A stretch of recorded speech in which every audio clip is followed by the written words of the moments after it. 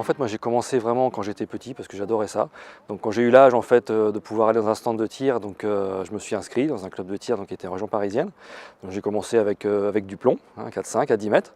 Et puis petit à petit, après je me suis mis au 25 mètres, 22 long rifle, avec la discipline UIT. Et puis j'ai découvert dans les années 96, quelque chose comme ça, la silhouette métallique. Et je trouvais que c'était vraiment intéressant de pouvoir donc, tirer sur des longues distances, avec aussi du gros calibre. Donc il y avait tout le côté rechargement qui était intéressant. Et je me suis donc lancé vraiment là-dedans.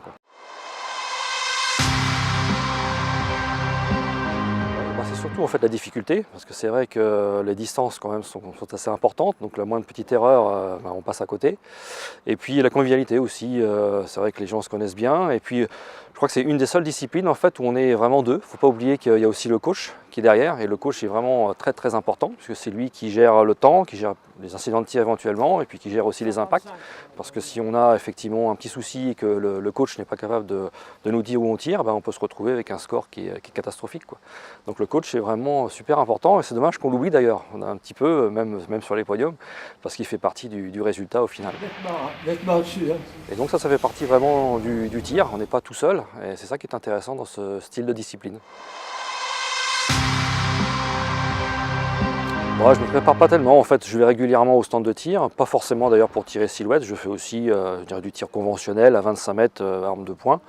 Mais ça permet effectivement de contrôler sa respiration et puis son système de visée. Et donc ça, j'y vais régulièrement, surtout qu'en plus, je retrouve maintenant des amis toutes les semaines au stand, donc j'y vais effectivement assez régulièrement. La seule chose que je fais peut-être avant les championnats, c'est de effectivement régler les barrages. Parce que sur les barrages, quand on arrive premier, par exemple, pour pouvoir déterminer, il ne faut pas commencer à chercher les réglages. Il faut déjà avoir un petit peu déjà des pré-réglages. Donc ça, c'est ce que je fais avant les compétitions.